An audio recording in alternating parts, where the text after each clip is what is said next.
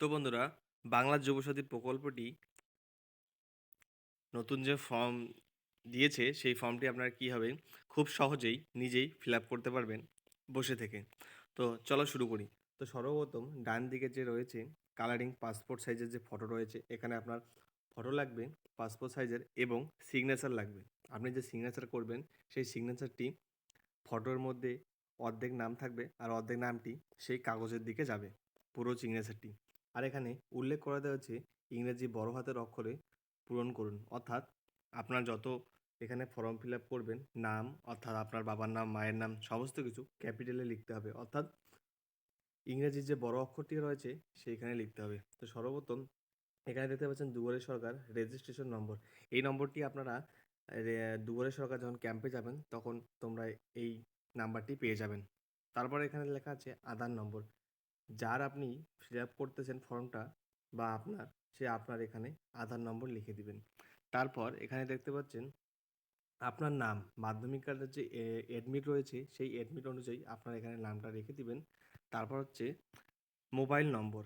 এখানে বিশেষ করে একটু ধ্যান দিবেন, দেখবেন এখানে যে মোবাইল নম্বর রয়েছে, মোবাইল নম্বরটি আপনার ব্যাঙ্ক অ্যাকাউন্ট, অর্থাৎ আপনি যে ব্যাঙ্ক অ্যাকাউন্টটি এখানে দিবেন, একটু পরে দেখাইতেছি, সেই ব্যাঙ্ক অ্যাকাউন্টের সঙ্গে মোবাইল নম্বরটি লিঙ্ক থাকা জরুরি। অর্থাৎ এখানে লিঙ্কের কথা বলেছে, mobile number linked with bank account, ঠিক আছে? লিঙ্ক থাকা দরকার। তারপর এখানে গেল, আপনার এখানে মোবাইল নম্বর দিয়ে দিবেন। তারপর এখানে ইমেল আইডি যদি থাকে, যদি থাকে আপনি দিতে চান দিবেন, নাহলে দিবেন না। তারপরে এখানে আপনার জেন্ডার, অর্থাৎ আপনি পুরুষ নাকি মহিলা নাকি অনন্য।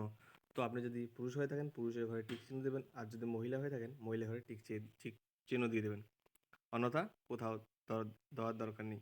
তারপরে এখানে দেখতে পাচ্ছেন নিচে ডেট অফ বার্থ। এখানে লেখাই দেওয়া আছে, প্রথমে লিখতে হবে তারিখ, তারপর মাস, তারপর বয়স। তারপর এখানে দেখতে পাচ্ছেন সাইড দিকে 1/4/2026 তারিখের বয়স, অর্থাৎ 1/4/2026 অনুযায়ী আপনি ক্যালকুলেটর করে এখানে আপনার বয়সটি কত হয় এখানে লিখে দিবেন। এই যে সাইডে যে বক্সটা দেখতে পাচ্ছেন এখানে লিখে দিবেন। তারপর এখানে দেখতে পাচ্ছেন নিচে ফাদার নেম, এখানে আবার আপনার বাবার নাম ক্যাপিটালে লিখে দিবেন পুরো। তারপর আপনার মায়ের নাম। তারপর এখানে হচ্ছেন স্বামী বা স্ত্রীর নাম, অর্থাৎ আপনি যদি বিবাহ করে থাকেন তাহলে, আপনি যদি পুরুষ হয়ে থাকেন তাহলে আপনার স্ত্রীর নাম, আর যদি মহিলা হয়ে থাকেন তাহলে আপনার স্বামীর নাম লিখে দেওয়ার পর এখানে দেখতে পাচ্ছেন আপনি আপনি এসসি এসটি নাকি ওবিসি, অর্থাৎ আপনার কাস্ট কি, ঠিক আছে? আপনি যদি ওবিসি হয়ে থাকেন ওবিসি ঘরে টিক চিহ্ন দিবেন, আবার যদি এসটি হয়ে থাকেন তাহলে এসটি ঘরে, আর এসসির হলে এসসি। তারপর এখানে আপনার যে সার্টিফিকেট দিয়েছেন সেই সার্টিফিকেট নম্বরটি এখানে উল্লেখ করে দিবেন। তারপর নিচে দেখতে পাচ্ছেন বি- আপনি যদি বিবাহ করে থাকেন তাহলে এখানে বিবাহের জায়গায় টিক চিহ্ন দিবেন। আপনার যদি বিচ্ছিন্ন হয়েছেন তাহলে এখানে এই জায়গায় টিক চিহ্ন দিবেন, অথবা আপনি যদি বিধবা তাহলে এই জায়গায় টিক চিহ্ন দিবেন, আর যদি অবিবাহিত তাহলে অবিবাহিত টিক চিহ্ন দিয়ে দিবেন।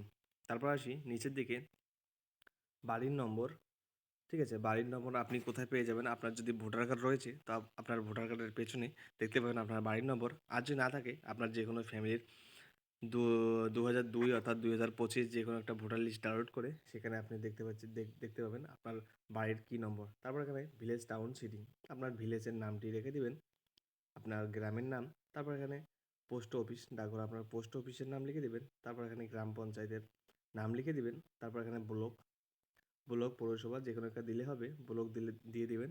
তারপর এখানে থানা, আপনি কোন থানা থেকে। তারপর এখানে জেলা, আপনার কোন জেলা থেকে। তারপর এখানে আপনার পিনকোড। তারপর এখানে দেখতে পাচ্ছেন স্টেট, আপনার রাজ্য অলরেডি লিখে দেওয়া আছে, সবাই আমরা ওয়েস্ট বেঙ্গল থেকে। তারপর এখানে নিচের দিকে আমরা চলে যাব, এখানে দরকার আছে মাধ্যমিকের এডমিট। এখানে সর্বপ্রথম দেখতে পাচ্ছেন মাধ্যমিকের যে রেজিস্ট্রেশনের রোল আছে, রোলটা এখানে লিখে দিবেন। তারপর নংটা এই জায়গায় লিখে দিবেন, আর বয়স আপনি কত সালে মাধ্যমিক দিয়েছেন সেই বয়সটা এখানে লিখে দিবেন। তারপর আপনি এখানে দেখতে পাচ্ছেন আপনি কোন বোর্ড থেকে দিয়েছেন, হাই সেকেন্ডারি বা মাদ্রাসা বোর্ড থেকে, যে কোনো বোর্ড থেকে এখানে উল্লেখ করা রয়েছে। আপনার যে বোর্ড থেকে দিয়েছেন সেই বোর্ডে আপনারা টিক চিহ্ন দিয়ে দেবেন, ঠিক আছে? তারপর এখানে শিক্ষাগত যোগ্যতার সর্বোচ্চ আপনি কত থেকে, অর্থাৎ এখনও পড়াশোনা কন্টিনিউ করছেন বা আপনারা হাই সেকেন্ডারি পাস করেছেন বা গ্র্যাজুয়েট কমপ্লিট করেছেন এখানে উল্লেখ করে দিবেন। দেওয়ার পর বর্তমান পেশা, আপনারা এখানে বর্তমান পেশার জায়গায় স্টুডেন্ট লিখে দেবেন। তারপর আসি আমাদের ব্যাঙ্ক অ্যাকাউন্ট, অর্থাৎ আপনার ব্যাংকের নাম, আপনার যদি সেন্ট্রাল ব্যাঙ্ক, স্টেট ব্যাঙ্ক যে কোনো একটা ব্যাঙ্ক থাকে সেই ব্যাঙ্কটির নাম এখানে লিখে দিবেন। তারপর সেই ব্যাঙ্কটির শাখা এখানে লিখে দিবেন এবং ব্যাঙ্ক অ্যাকাউন্ট নম্বর এখানে লিখে দিবেন। তারপর এখানে ব্যাঙ্কের আইএফএসসি নম্বর। এই সব কিছু কিন্তু ভালো করে একটু দেখে শুনে, তাড়াহুড়ো না করে একটু ভালো করে দেখে শুনে আপনার পাসবুক দেখে ভালোভাবে ফিল আপ করে দেবেন, যেহেতু আপনার সেই ব্যাঙ্কেই টাকা এসে যাবে। তারপরে এখানে দেখতে পাচ্ছেন আপনি কি কোনো সরকারি সুযোগ সুবিধা পান, অর্থাৎ লক্ষ্মীর ভাণ্ডার, অনন্য ভাতা যদি পেয়ে থাকেন তাহলে হ্যাঁ বলবেন, আর যদি না তাহলে না। তাহলে যদি পান তাহলে এই যে নিচের যে বক্সটা লিখেছেন, যদি পান তার বিবরণ দাও, তাহলে এখানে লিখে দেবেন আপনি কিসের টাকা পান বা সরকারি সুযোগ সুবিধা পান। আর অন্যথা যদি না, আপনি যদি না পান তাহলে নো করবেন, আর এখানে কিছু লেখার দরকার নেই। তারপর নিচের দিকে দেখতে পাচ্ছেন এখানে আছে আপনার কী কী জেরক্স লাগবে, অর্থাৎ আপনার মাধ্যমিকের এডমিট কার্ড, তারপর যোগ্যগত শিক্ষা, তারপর আধার কার্ডের কপি, ভোটার কার্ডের কপি, ব্যাঙ্ক অ্যাকাউন্ট বইয়ের প্রথম পাতাটা এখানে জেরক্স করে আসবেন এবং আপনার কোন কাস্টের সেই কাস্টের সার্টিফিকেটটা এখানে জেরক্স করে নেবেন। আর এখানে সমস্ত আপনার কী কী ডকুমেন্ট আছে সবগুলো জায়গায় টিক চিহ্ন দিবেন, ঠিক আছে। দেওয়ার পর নিচের দিকে আসবেন, আসার পর এখানে দেখছেন ডেট অর্থাৎ তারিখ, আপনি যেই তারিখে জমা দিবেন, অর্থাৎ কালকে যেহেতু 15 তারিখ থেকে শুরু, আপনারা যেই তারিখে জমা দেবেন সেই তারিখটি এখানে লিখে দিবেন। তারপরে এখানে দেখতে পাচ্ছেন সিগনেচার, যার নামে ফর্মটি ফিল আপ করলেন বা আপনি নিজেই ফিল আপ করলেন, আপনার নাম এখানে লিখে দিবেন। তারপর এখানে নিচে কিছু দরকার নেই, নিচে এটা হচ্ছে দুয়ারে সরকারি রেজিস্ট্রেশন নম্বর, এই স্লিপটা এখানে যে স্যাররা বসবে সেই স্যাররাই ফিল আপ করে দেবে এবং এই স্লিপটা কেটে আপনার হাতে দিয়ে দেবে, ঠিক আছে। তো এই ছিল ছোট্ট ভিডিও, যদি ভালো লাগে তো অবশ্যই আমাদের পাশে থাকবেন, লাইক সাবস্ক্রাইব করবেন। ধন্যবাদ বন্ধুরা।